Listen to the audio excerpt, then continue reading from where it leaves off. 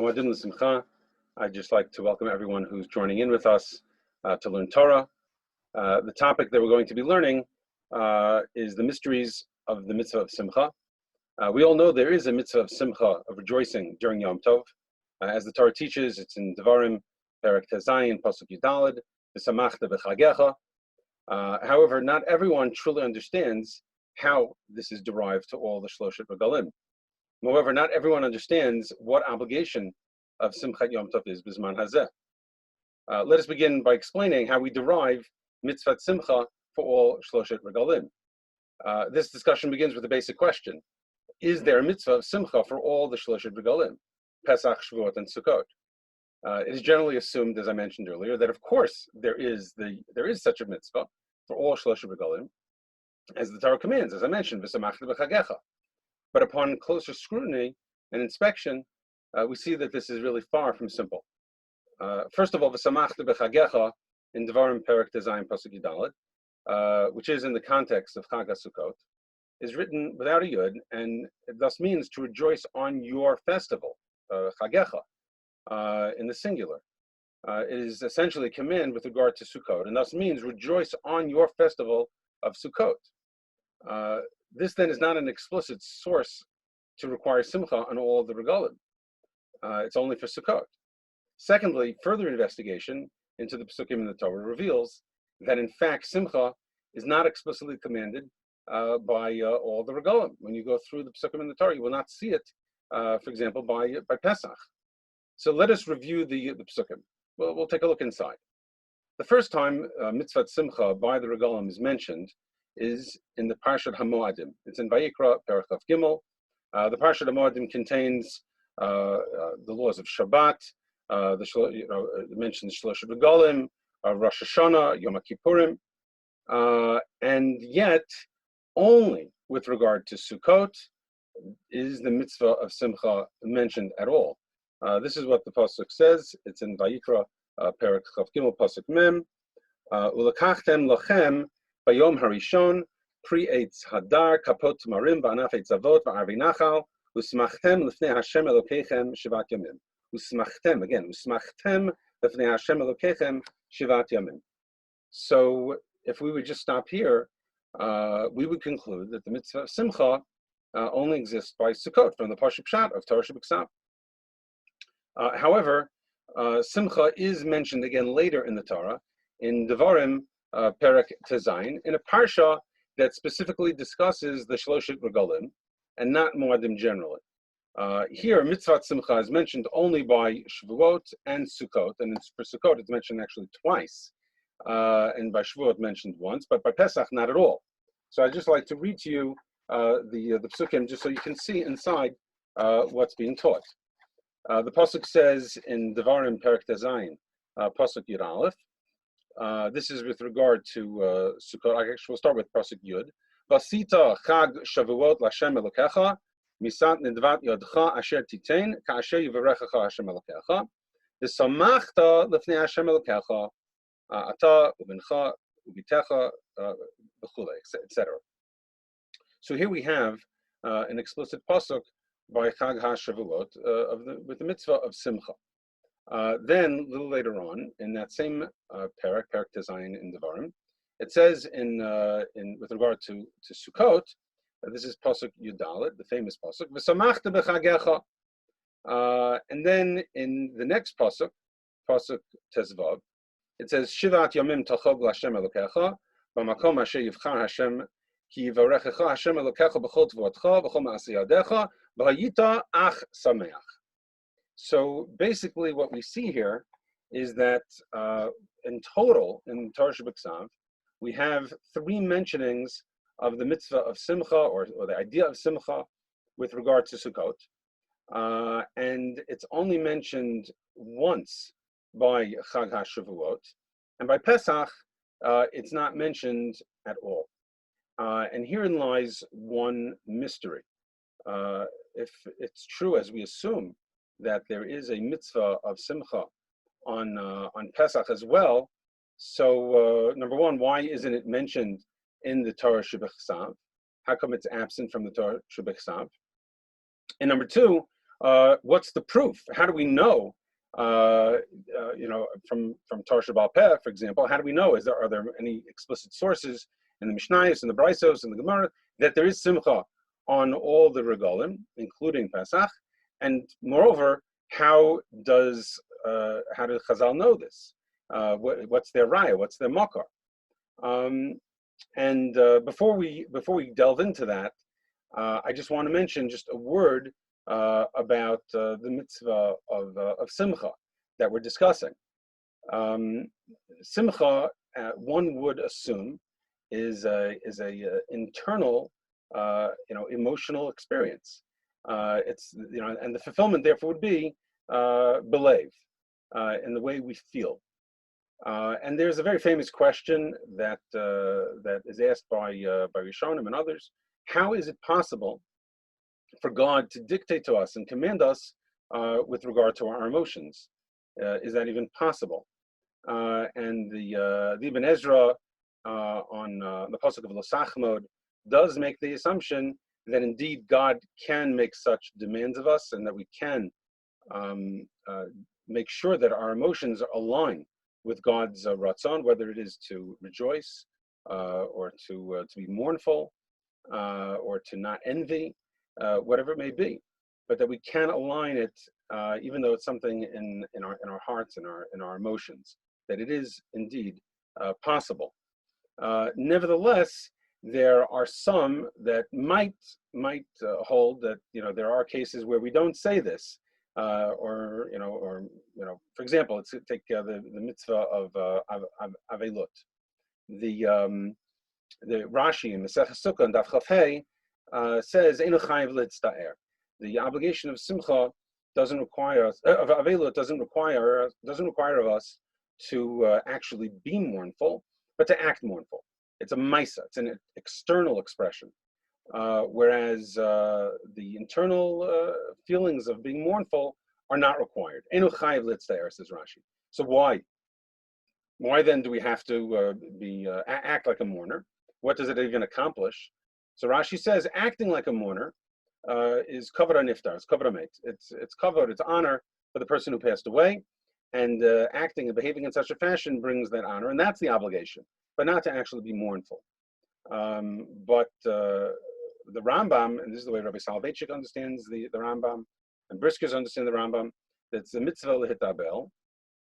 The obligation is to mourn, to have an internal experience. It's not enough just to act mournful. A person acts mournful and doesn't actually mourn, they don't feel sad, then they don't fulfill the mitzvah. And getting back to the question of how could God command us with regard to our internal feelings, whether it is to rejoice or being mournful, a person might ask, let's say he's not up to rejoicing. They just can't. Or let's say a person, for example, can't find a way to be mournful. It doesn't bother them that much, unfortunately, that this member of the family passed away. Let's say that was the case. So then how could they fulfill the mitzvah? How could God command something like this? The answer would be that God does make these demands, but perhaps sometimes anus rachamana patre. Maybe a person will feel that it's impossible for them. We do know great people, and even regular people, who have achieved this ability to be masters of their emotions. But let's say a person can't, then perhaps they will respond to HaKadosh Baruch Hu, anus rachamana patre. It's beyond them. They're an onus, and therefore they're exempt. It's too much for them. But generally speaking, that's not the rule. The exception is that sometimes a person can't. Now, in addition, what's very interesting, according to this idea of the Rambam, the way the Rabbi Soloveitchik and the Briskers understand the Rambam, that the obligation actually is to be mournful. The act of mourning is still important. You need an external act of mourning. This is called a maisa mitzvah, and we splice it away from the kiyum. Sometimes you have mitzvos where the maisa and the kiyum, where the action and the fulfillment are the same. Like, for example, taking arba minim, taking the lulav, v'lkachtem lachem. the mitzvah, the Ma'aseh mitzvah, is taking the lulav, and the fulfillment is taking the lulav. But particularly in the areas of kiyum shebelev, like in tefillah, in Talmud Torah, perhaps simcha and avelot, the action and the kiyum shebelev may not be the same. The action of davening, of saying the words, is the Ma'aseh mitzvah of tefillah. But the kiyum shebelev is omed lifnei Hashem, that you understand that you're standing before God and you're speaking to God. Talmud Torah is the act of learning and thinking, but the kiyum is Kabbalah Malchus Shamayim, as Rabbi Soloveitchik would very often talk about. Or Simcha, you act in a very happy fashion, and we'll have to talk about in what way, whether it's through a very narrow definition of karbanos or a broader way, a broader definition which would include a whole array of behavior. But the kiyum shebelev is rejoicing. For Avelos, sitting on the floor and acting as a mourner is the Ma'aseh mitzvah, but the kiyum mitzvah is being mournful. So here you have the Ma'aseh and the kiyum being different. The Ma'aseh and the kiyum have been basically spliced away and cut away from one another, and they're two independent things, but yet you require the Ma'aseh with the kiyum. And the kiyum as a result of the Ma'aseh, even though the real mitzvah is the kiyum. So that is a remarkable law. So let's consider the Rambam. Thank you.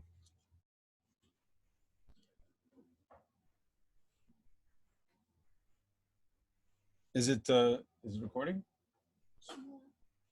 It's recording. We're good. Okay. So, for example, according to the Rambam, if you do an act of avelut, then but you don't feel avelut, then a person would not fulfill the mitzvah of avelut. The only way to fulfill the mitzvah of avelut, according to the Rambam, this is Rabbi Soloveitchik, is if in accordance with the action of avelut, he also feels mournful. This person feels mournful. And that's really a remarkable idea, that you can split one from the other. And the question is then, what is the meaning of the action? I mean, if it's true that I could split the mitzvah with a Maisa and a Kiyum Shebelev, why do you need the Maisa at all? Just be mournful and don't act like an Avel, just be mournful. And Rabbi Soloveitchik, and this is something that is an assumption that briskers make generally, that feelings absent of an action is considered a mitasek. It's considered too abstract and too abstruse, and is not considered concrete, and therefore is not valid as a mitzvah. It's not considered within the world of halacha. It needs, in order to be given a concrete halachic expression, it needs some type of physical act. So that's why a person will act as an avel, even though the real mitzvah is to mourn. So similarly, by the mitzvah of simcha, there is a very great question. Again, we're going to have to discuss this. Can a person fulfill the mitzvah of simcha just by being happy on Yom Tov? Or do they have to do certain activities that are typically associated with simcha? For example, the most dramatic way and the most classic way was bringing the karbanos shalmei simcha in the Beis Hamikdash and consuming that basar. That was the ideal. Absent that, the Gemara says in Psachim Adaf Kuftes Amar Aleph, Bizman Hazeh Acharei HaChurban, so ein simcha ela b'basar, simcha b'yayin. I mean, there's a whole discussion over there, but that would seem to imply, at the very simplistic level, that perhaps simcha can be performed in terms of a maisa, in terms of an action, in a variety of ways. But what's important at the end is that there's a kiyum shebelev. There has to be some type of concrete act. But the most important part is the feeling at the end, the kiyum shebelev. As to your question, Mitch, how can God demand that? again, I think the answer is that typically Hashem does expect that we can respond, and we know of cases of people who've gone through very difficult times, or it's very challenging, and they have risen to that occasion, and that's amazing. And there are some people who can't, and for them that would be begeder onus rachmana patre. They would just be exempt on the basis of being someone who's an onus. They're in an impossible, for them, it's an impossible situation. But we will talk about more. I do want to get into that, but let's leave that towards the end of the just make, excuse me, a parallel. Yeah. I just thought of it. Parallel is Naseh v'nishma. Okay? What happened? The Jews, they got the mitzvot, and they started to do them, and then they started to understand them. So in other words, sometimes I guess a person can go through the motions, essentially, but then he's carried along and picks up with the emotional part. You're saying, well, there, the Naseh v'nishma is not, was simply a, I mean, whether that was emotion or it was an epiphany, it's not entirely clear, but in the end of the day, once they accept, that was the act of acceptance. But once it's accepted, then the requirement to fulfill may not be related any longer to the emotional side. The emotional side may have triggered the acceptance, but that was something else, and they weren't necessarily obligated. There isn't a mitzvah, it's just simply what occurred. But we can discuss that a little bit later on. I first want to discuss this mystery, as I explained, that Sukkah, on Sukkot, the mitzvah of Simcha is mentioned 3 times. For Chag HaShavuot, it's mentioned once. And for Pesach, which we're in right now, it's not mentioned at all in the Torah. And the question is why. So if I may, I want to share with you, first of all, a psikta de Rav Kahana, which is a medrash, that makes an attempt at trying to explain what is the reason for this phenomenon. So I'm going to read certain portions to you for a moment.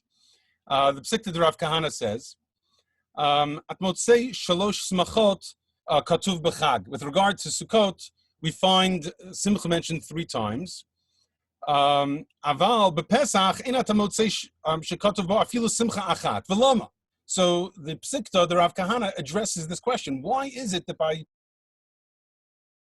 Pesach there's nothing, but in stark contrast, Sukkot has 3 mentionings of Simcha? So he gives 2 answers. One answer is Shebe Pesach hatvua nidonit. The Mishnah in Rosh Hashanah in Parak Aleph, Mishnah Bet, says that Hashem actually judges us with regard to this year's harvest. The wheat has grown, but it's not ready yet completely to be brought in, and basically a lot depends on it drying out properly. If it has the wrong weather, it could destroy the wheat.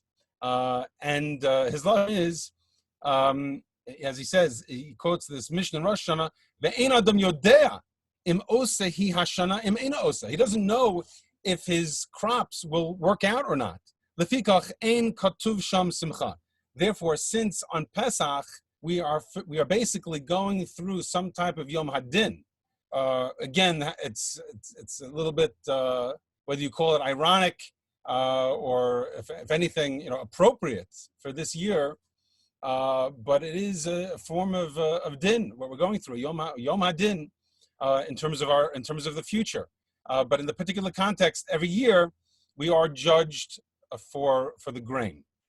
So that's one answer that the Psikta Rav Kahana gives, and therefore Simcha is not mentioned in the Torah with regard to Pesach. Davar acher. What's another explanation? Bishvil shemetu bo hamitzrim. And this is a tremendous and remarkable idea, that because the Mitzrim died as part of our Geula, we therefore do not mention Simcha in the Torah. It's not something that we don't offer, we don't have triumphalism, if you will, over the deaths of even of our enemies. And he goes up further and he says, "V'chein ata motzei kol shivat yimei hachag all of Sukkot, anu korin bahin es halal shalom. Right? We say halal shalom for all of Sukkot. Aval bepesach ein anu korin bahin es halal el b'yom tov harishon v'leilo. But on Pesach, we only say halal shalom on the first night and first day, but not the rest of the Chag. And he says, why? So he says, Kedar Amar Shmuel, B'nepol oivecha al tismach. It's a pasuk in Mishlei and Perek Chav Daled, pasuk Yud Zayin, that when your enemies fall, do not rejoice.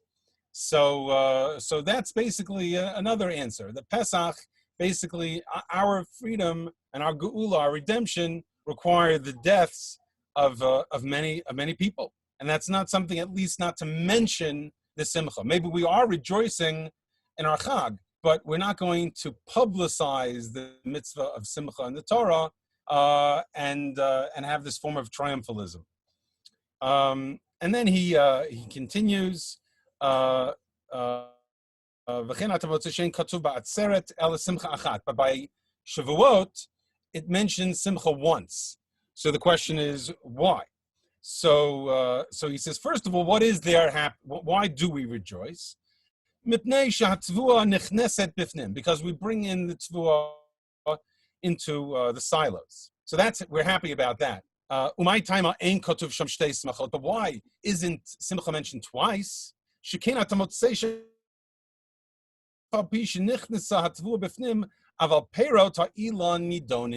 But we're judged for the perot ha'ilan, for the fruits of the tree on Shavuot. So that's why simcha is not mentioned a second time in the Torah. Aval b'Rosh Hashanah ein katuv sham afilu simcha achat. But in Rosh Hashanah, there's no mention also of simcha at all. My time, and again, this is something that I think we all can relate to. Shanefashot nidonot, because we are judged, our souls are being judged. Umevakesh adam nafsho yoter mimomono. A person desires more for his soul, and he's more interested in his soul than his money. Hopefully. Aval b'chag, but once you get to Sukkot, the fi shenotlu hanefashot dimus, because we have already achieved amnesty and acquittal during the Yom Noraim. Therefore, it says, and also the tzvua has been brought in, and the peiros have been brought in. So we have everything. We have kapara, we have tzvua, we have the grains, we have the fruit, and therefore, and therefore the Torah mentions it 3 times. Now, what's just interesting about this psikta is that psikta is not saying that there is no mitzvah of simcha on Pesach. And I don't think you have to say that he's saying you have to be more happy on Sukkot. The obligation is greater on Sukkot. They have to be more happy on Sukkot than on Shavuot, and then on Shavuot than more than Pesach. Maybe he's saying that, but I don't think you have to say that. I think that what he's addressing here is why the Torah won't publicize it or emphasize it in this public fashion. Or maybe it deals with the difficult. Maybe it's easier to be happy on Sukkot. On Pesach, perhaps it's a little bit more challenging. Or on Rosh Hashanah, on Rosh Hashanah maybe, or Yom Kippur, it's more challenging. And Shavuot is sort of in the middle. But the point is that what he's addressing in this psikta is that what goes on around us, the context that we live in, definitely impacts upon our simcha. Whether it's our ability to have simcha, or at least how difficult it will be for us to achieve it. Maybe we can achieve it, but it's still, maybe more challenging. And sometimes maybe simcha is inappropriate. For example, on Rosh Hashanah and Yom Kippurim, so there's a great discussion about whether there's a mitzvah of simcha. And I don't want to get too much into this, but the Rambam talks about the Gemara in Archin and Daf Yudam Beis that says that we do not say Hallel on Rosh Hashanah and Yom HaKippurim, and the Gemara says, why not? Because Sifrei Chaim v'Sifrei Mesim Pesuchim Lefanai, Hashem says the books of life and death are open in front of me. Yisrael Omrim Shira, can Bnei Yisrael say Shira when it's a Yom Hadin? Now, the Rambam has two different formulations, one in the Mishnah Torah and one in the Parish Mishnayos. In the Mishnah Torah, it sounds much more like the fact that it's Yom Hadin is mixed into the ingredients of all the factors. You have Simcha and you have Yom Hadin. You mix them together. What do you get? What you get, says the Rambam, is Einam Yemei Simcha Yetera. Rosh Hashanah and Yom Kippurim are days of Simcha, but not days of Simcha Yetera. They're not excessive Simcha. So basically, it's like you add an ingredient and you tone down another ingredient by doing so. So the fact that it's Yom Hadin has toned down the Simcha of Rosh Hashanah and Yom Kippurim. That's what the Rambam says in the Mishnah Torah. But if you look at the Rambam Parish Mishnayos, the Rambam in the Parish Mishnayos says that the reason that we don't say Hallel on Rosh Hashanah and Yom Kippurim, even though days of Simcha, is because it's Yom Hadin in Roi La'asos Kain. It's not proper. It's not fitting. In other words, it's whether you want to call it impolite or just simply out of step with the tone of the day. That's why we don't say Hallel. And it's not that there isn't Simcha. It's not that there isn't great Simcha on Rosh Hashanah and Yom Kippurim. It's just that sometimes you also have to factor in some of these other considerations. And even though it doesn't mitigate the Simcha, but it still will define how we will react and behave. And again, the only point that I'm making over here, and again, particularly because of the context that we're living in right now, that the conditions that one lives in, the context one lives in, definitely can have an impact. Whether it alters the very Simcha, or perhaps it will change just the way one will display it. Again, in this situation, if someone acted in a very, very public way of Simcha today, in this environment, would people say, oh, great, it's Yontif, it's Simcha, and kol hakavod to this person? And maybe we should. On the other hand, maybe someone would say, let him be happy, but, have a little perspective, But that's part of the tension that's being discussed, I believe, here. But what we do have is a problem, because the problem is, in Torah Shebiksav, there is no mentioning of Simcha on Pesach. And my question is, then how do we know that there is a mitzvah of Simcha on Pesach if it's not mentioned in Chumash? So basically what we have to turn to is Torah Sheba'al Peh. Now, when you look in Torah Sheba'al Peh, you look in the Mishnayos and Braisos, so you see that there is a clear perspective. There clearly, Chazal believe, 100% Torah Sheba'al Peh believes that there is Simcha on all Shloshos Regalim, including Pesach. Just as an example, in the Mishnah, in the Chagiga, Perak Aleph, Mishnah Gimel and Mishnayos Gimel and Daled, it's very implicit in the Mishnayos, because it seems to understand there that the Korban Shalmei Simcha is brought on all of the Shloshet Regalim, and you can fulfill this obligation of bringing a Shalmei Simcha on any of the Regalim, including Pesach, through bringing Karbonos Nedarim and Nedavos, and that definitely implies that there's a mitzvah of Simcha on all the Shloshos Regalim, because these are Karbonos called Shalmei Simcha. So it's very, very clear that the Mishnayos believe that not just on Sukkos and on Shavuos, but also on Pesach as well. The Gemara in Chagiga and Daf Ches Amar Aleph understands that the Karbonos Nedarim and Nedavos is based on the pasuk V'samachta b'chagecha, and so you see the Gemara basically extending the idea of V'samachta b'chagecha by Sukkot to all of the Shloshos Regalim, again, including Pesach. If you want an even more explicit source, there are two Braisos. Number one in Psachim, Daf Kuf Tes Amar Aleph. The Braisa says, Tana Rabbanon, Chayiv Adam l'sameach banav u'bnei beiso b'regel, shenemar v'samachta b'chagecha. And this is in the context of Meseches Psachim, and in the context of Pesach, of the Korban of Pesach. So it's clear that there's an obligation of Simcha on Pesach. And finally, there's a brayso in Chagiga, and the Avavim Beis, it says, Tanya, Rabbi Yossi Aglil Omer, Shalosh mitzvos nitztavu liyisrael ba'alotam l'regel, Re'iyah Chagiga v'Simcha.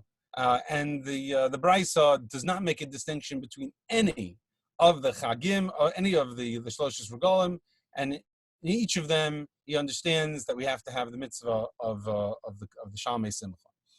So basically, it's clear from Chazal, from Torah Sheba'al Peh, that there is a mitzvah of Simcha on not just Sukkot and Shavuos, but also on Pesach, and all the Rishonim and all the poskim agree to this. There's no one there's no one that disputes this.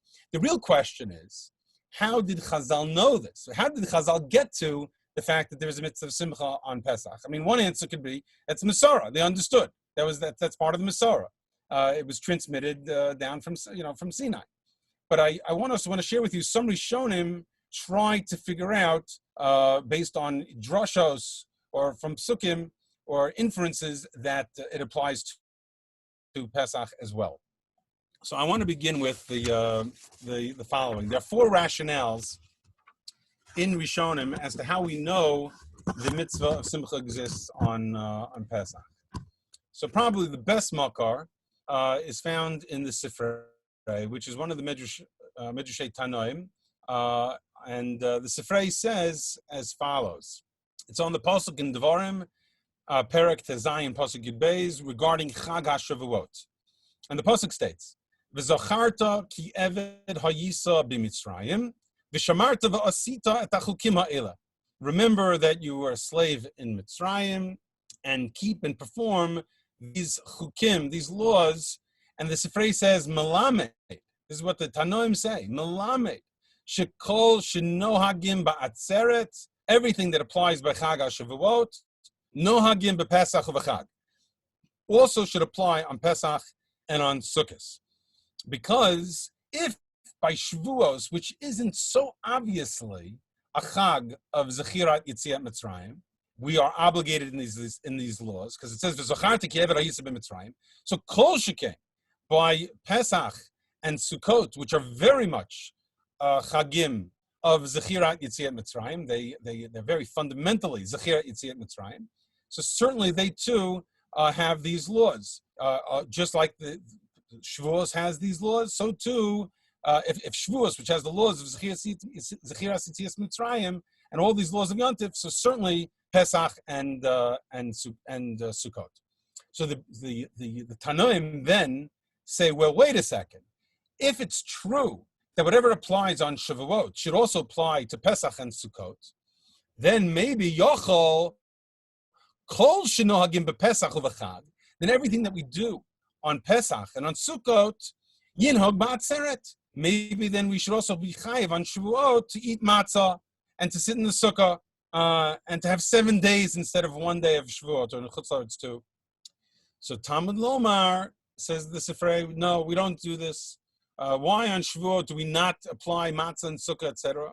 Because it says v'shamarta v'asita at hachukim ha'ela. These mitzvot, the lamed, eile noagim b'atzeret. These apply to Shavuot. The ein matzah sukkah v'lulav v'shiva noagim b'atzeret. We don't have matzah and the mitzvah sukkah or lulav or 7 days applying to Chag HaShavuot. So, but what you see very clearly from the Sifrei is that whatever applies by Shavuot, which a mitzvah and the Simcha does apply by Shavuot, so it also applies to Pesach and Sukkot, and that's how the Sifrei understands that there is a mitzvah of Simcha on Pesach as well. Okay, that I think is the best makar. But if I may, I just want to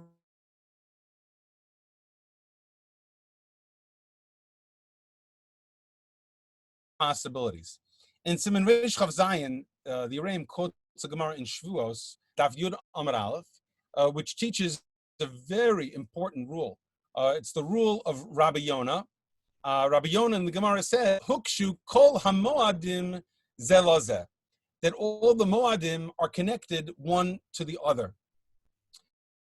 And whatever applies by one applies to the other. But you should know that in the context of that Gemara, the specific context of Hukshu Kol HaMoadim Zelazeh is referring to the kapara of the Sa'ir, which is the he-goat.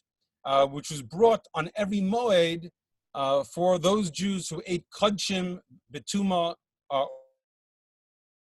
kadosh. They walked into the Beis Hamikdash betuma.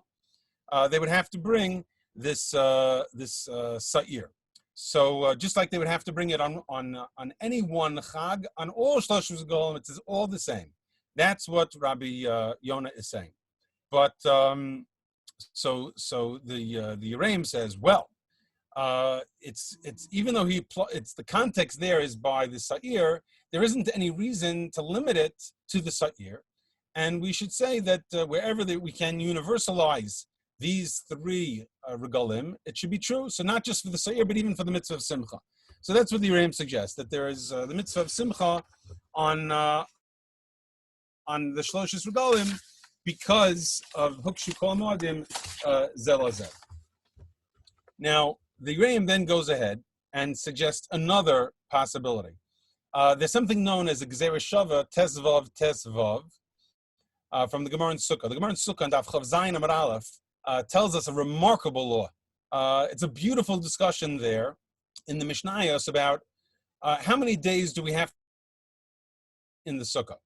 So there's a debate there. And one day says that the Tanna Kama says you sit in the Sukkah for 7 days, 2 meals every day. So you have to eat 14 meals over the course of Sukkot. 2 meals a day you have to eat.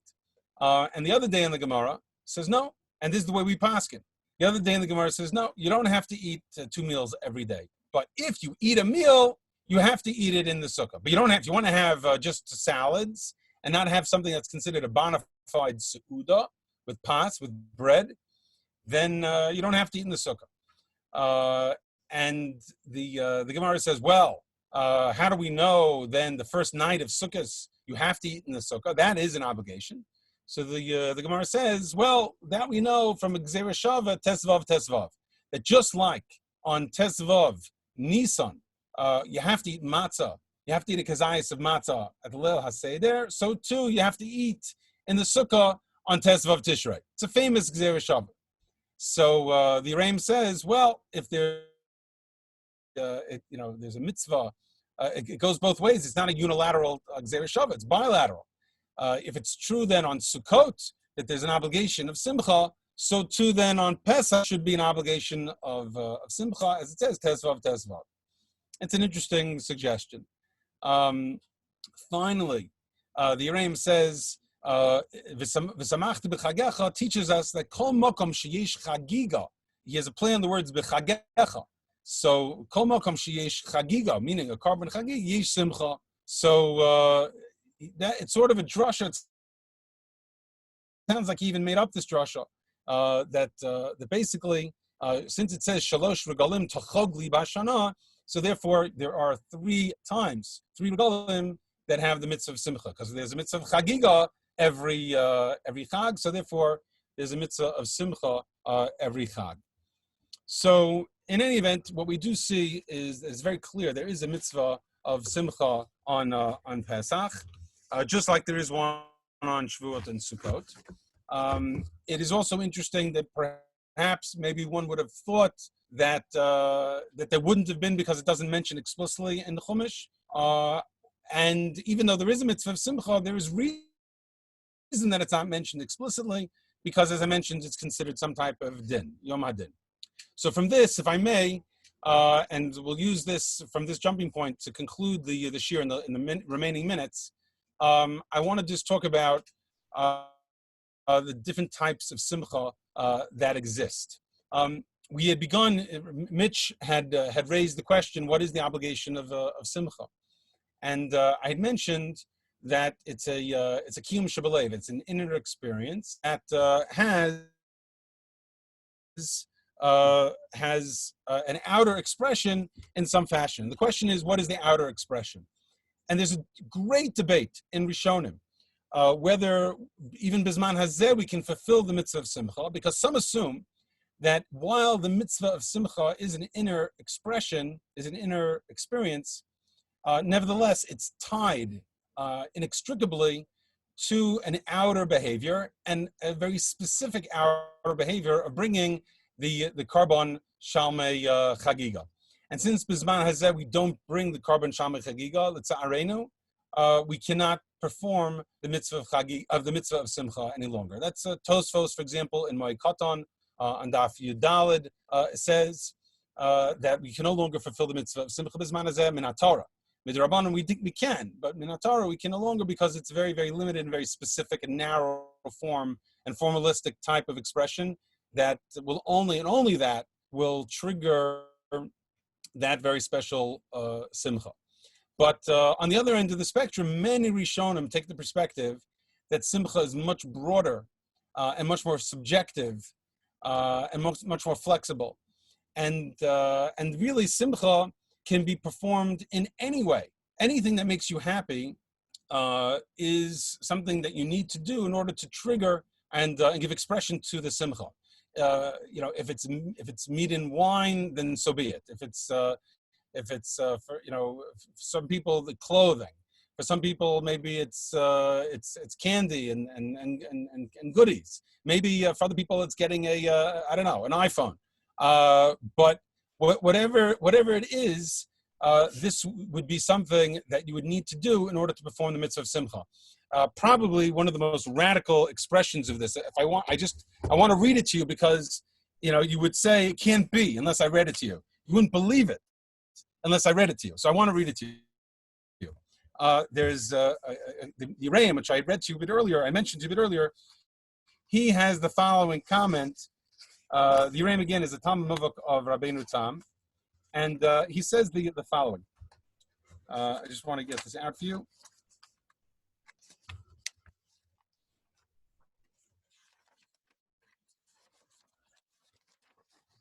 He says, "Velo yayin bilvad," not just wine. Ella kol davar shemisameach et ha'adam, v'chol davar shenoda shesimcha lo. Anything that makes you happy, and anything that you know that makes you happy, chayiv adam la'asot. You have to do, and it sounds like you have to do all these things. Lamarnu shebechol davar hamisameach et ha'adam. Everything that makes you happy, chayiv adam l'smoach l'sameach imo aniyim mechusrei hotzah simcha. And the Yereim says this again in other places, that essentially you need to find all the things that make you happy and then do all of them. It's from the Yereim. It's actually an exhausting type of situation that would obligate you to do simcha. But again, the point being that it's a much more physical, rather than the obvious Shamay Simcha being a much more spiritual version. If I may, I want to just point out that Rabbi Soloveitchik has developed the following thesis about mitzvahs kiyumim shebelev. He talks about avelus. He talks about simcha. He talks about tefillah. He talks about Talmud Torah. He says those four, learning Torah, mourning, rejoicing, or praying to God, all of them have external expressions, but the real mitzvah is the kiyum shebelev. By Talmud Torah, it's kabbalat al malchut shamayim, taking upon ourselves, accepting upon ourselves the yoke of heaven. By tefillah, it's omed lifnei Hashem, that we're standing before God. By simcha, it's the feeling of happiness, and by avelut, it's mourning. But in each of those four occasions, Rabbi Soloveitchik every single time says that it's simcha or mourning or praying or Torah b'fnei Hashem. Every single time. He said that the kiyum shebelev is always in relationship to our relationship with God. A person mourns, when a person is in true mourning, he said he's mourning not only the loss of his close relative, but that mourning also distances him from God. And that's part of the mourning. When a person rejoices, he rejoices with HaKadosh Baruch Hu and he gets closer to HaKadosh Baruch Hu. And when a person learns Torah, he's makabel al malchut shamayim. And when he's davening, he is speaking to God. And so it would seem very, very interestingly that the notion of karbanos, of mitzvah of simcha, would make much more sense if it's shalmei simcha, bringing the karban b'fnei Hashem. It would be a tremendous chiddush. And it would be more hard-pressed to understand how is it that if it means buying an iPhone or eating basar and drinking yayin or having nice clothes or candy is simcha, and that close to Hashem, it would require some formulation. Maybe one could argue that that is the beauty of the mitzvah of simcha, that every part of life, it's not just in the narrow sense of being in the mikdash, but the broader life that we live is something that can bring us close to Hashem when we rejoice.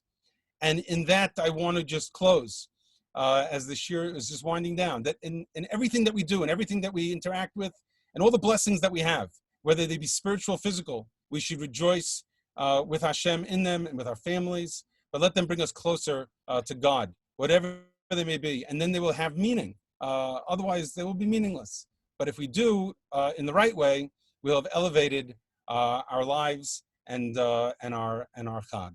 And I just want to wish you all a Chag Kosher v'Sameach and health and Besorot Tovot, good news going forward. It's been a pleasure to learn together with you. That really has been.